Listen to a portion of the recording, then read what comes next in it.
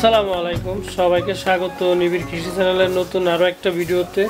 তো সবাইকে স্বাগত জানাচ্ছি আসলে নিবিড় কৃষি এগ্রো ছোট্ট খামার থেকে।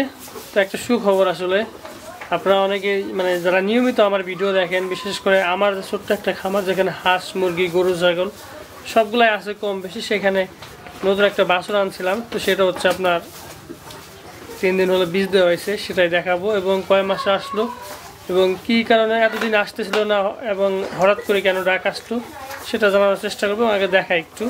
তো এটা হচ্ছে সেই গাভীটা যে বিগত 20 দিন আগে একটা ছোট্ট সুন্দর একটা বাচ্চা দিছে। স্ক্রিন আপনারা দেখতে পাচ্ছেন বাচ্চাটা, মাশাআল্লাহ। এখনও ওর যে 4-5 লিটার দুধ হইতো সবটুকু কিন্তু এই বাছুরটাই খাচ্ছে। তো ইনশাল্লাহ চেষ্টা আছে ওরে সবটুকু দুধ ধরে খাওয়ানোর। আর এই যে এইটা হচ্ছে 3 দিন হলো বীজ দেওয়া হয়েছে, প্রথমবার বীজ দেওয়া হয়েছে। তো শারীরিকভাবে কিন্তু এখন 100% ফিট আছে। ওর বয়স হচ্ছে আপনার 19 মাস এবং প্রথম 2বার ডাক আসছিল বা হিটে আসছিল, তখন বীজ দেওয়া হয় না। স্বাভাবিকভাবে কিন্তু আপনার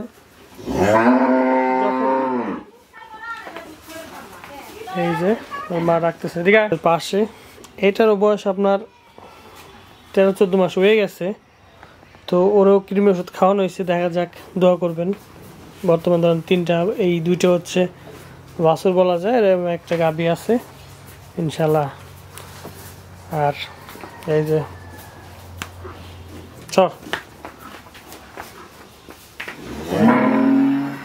15-20 দিনের বাছুর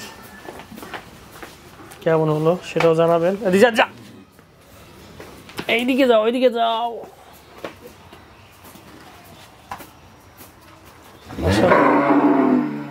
খাওয়ার জন্য আসলে ডাকতেছে।